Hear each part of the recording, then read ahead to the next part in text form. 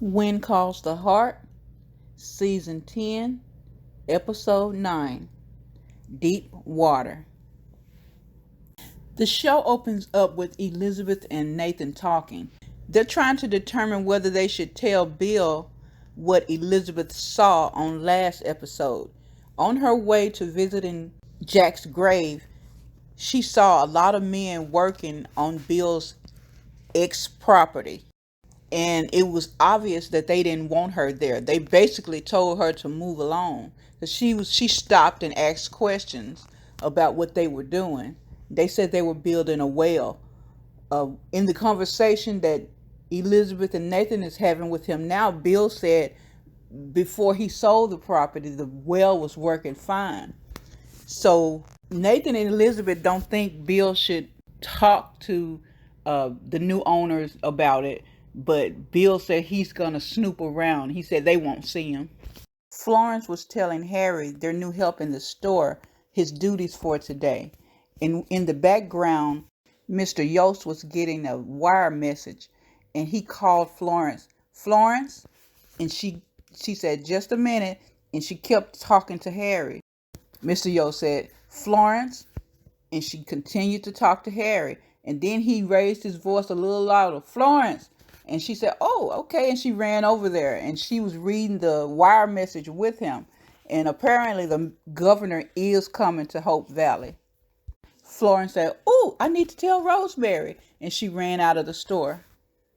When Florence excitedly got to Rosemary to tell her that the governor was coming, Rosemary read the paper, and she was excited too in the beginning, but when she read the paper and she found out the governor was coming tomorrow, when she asked in her letter to the governor for him to come next week, well, she oversold things. She said that they would be having parades and stuff that they couldn't possibly get done in just a day.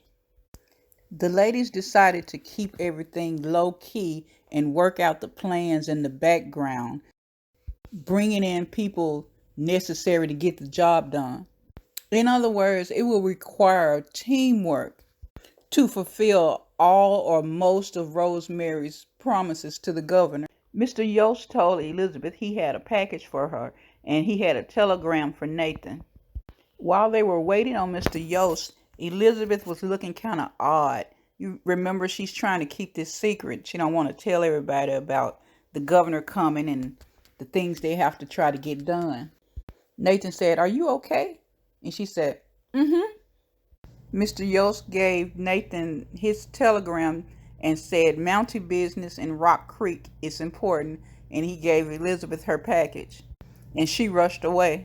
Nathan and Mr. Yost watched Elizabeth walk hastily away, and then Nathan looked at the telegram and asked Mr. Yost, did you read this? And he said, I always do. Mr. Mitchell was on his way to the spring.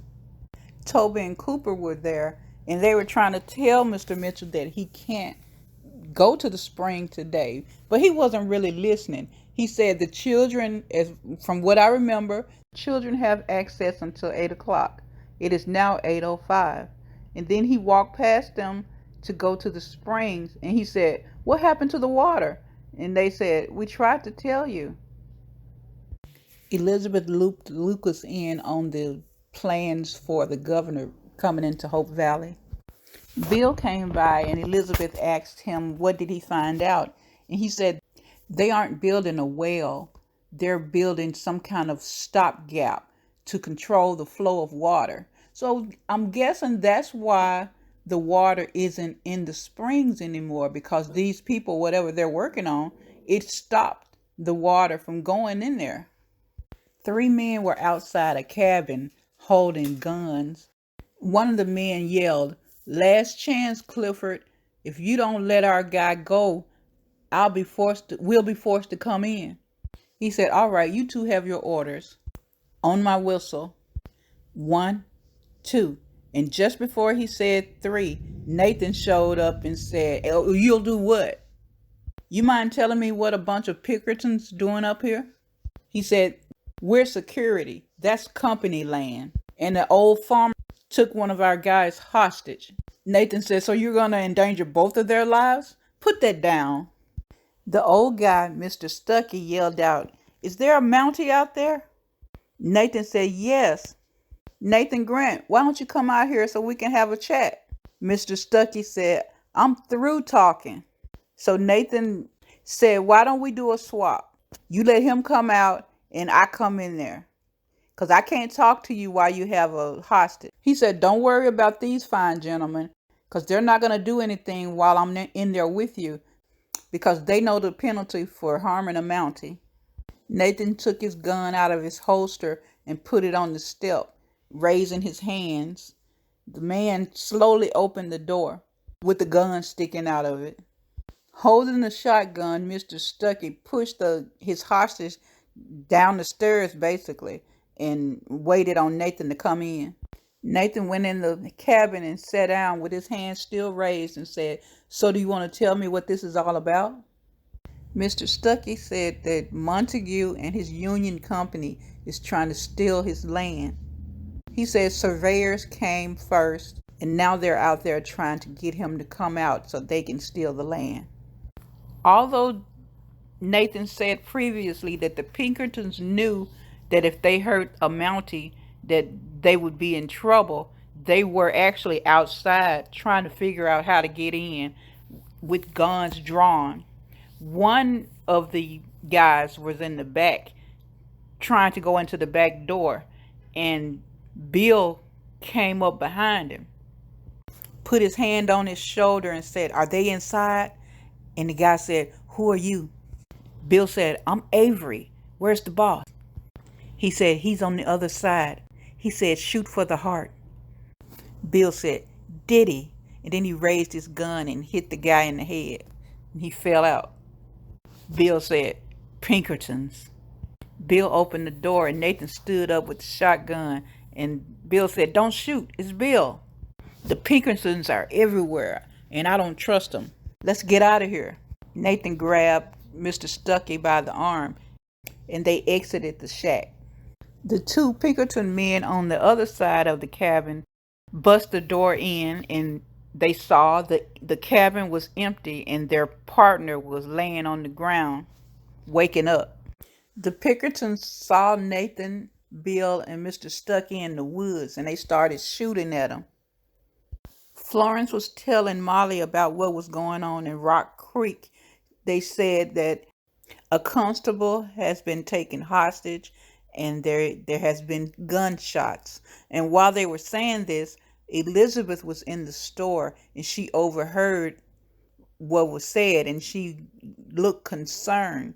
And Florence asked Elizabeth, had she heard from Nathan? Because they didn't know who the constable was that was taken hostage. They just, wondered where Nathan was. And Elizabeth said she would go and look for Nathan. The whole time Elizabeth was walking to the jail, she had a look of concern on her face. And when she got into the jail and she said, Nathan, to the empty jailhouse, she walked over to his desk and she saw the telegram telling Nathan that they need help in Rock Creek. She walked to the stables and she saw that Newton was gone. She walked to the rails and seemed to be having a panic attack. And while she was doing that, Henry walked into the stables. He walked toward her and said, Elizabeth, what is it? She said, there's a standoff in Rock Creek with a farmer, and a constable was taken hostage. And she was saying this in an upset, almost crying tone. Nathan got this telegram this morning and he went out there. Henry, they said shots were fired. Henry said, Nathan's cool-headed. I'm sure everything will be fine. Basically crying at this point, Elizabeth said, I can't do this again. Not again. And as she was saying, when she finished saying not again the second time, someone yelled out, Nathan's back. And she ran toward the street. And as she was running out, Henry turned around to watch her run away, and he looked concerned himself.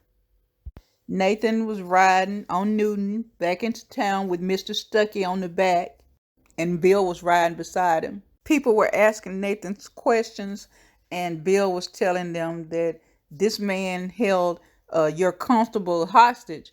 And Nathan said, don't listen to Bill's exaggerations or something like that. And while they were doing all this conversating, Elizabeth was just back being quiet, staring at Nathan. Henry was on the side watching, just watching things, just watching Elizabeth. And when Elizabeth walked one way, Henry walked the other way. Elizabeth went home, and when she got in her house, she leaned against the door and tears fell, and she sighed. Mr. Yost yelled, "He's coming, he's coming," as the governor was riding through the town, and everybody got in their places to receive the governor into Hope Valley. Nathan and Bill told Lucas and Elizabeth and Lee and Rosemary that we need to talk, and they said that they'd meet at the newspaper in 15 minutes, as they kind of looked in Montague's direction and separated. In their meeting, Nathan told everyone that the same people who turned Eagle Creek into a desert is now buying up the rights in Rock Creek. They tricked the farmers, and now they're starting to fight back. Bill said they're called Union City Holdings. Lee said, wait a minute.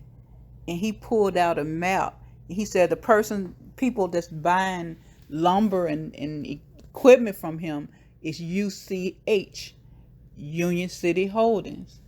By looking at the map, they figured out that where the lumber is being sent, they're not building trestle bridges, they're building aqueducts. They're stealing the water from the surrounding cities and sending it to Union City, where Union Holding resides.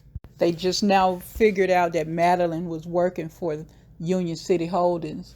Lee said, and I sold them the lumber to do it. And Bill said, I sold them the land. And they're going to steal the water, just like they did the other towns. Lucas said, this isn't over with.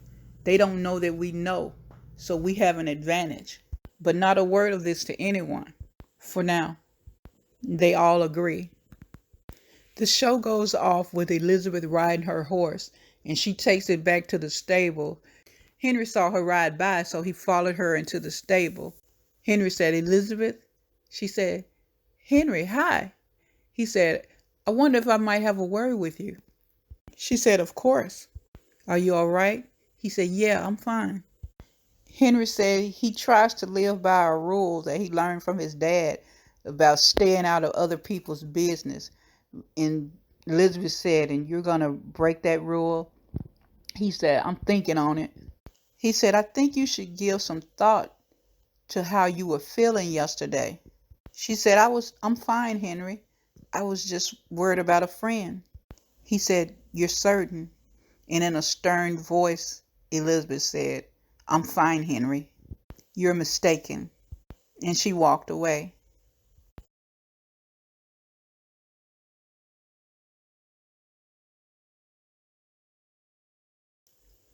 Thanks for watching.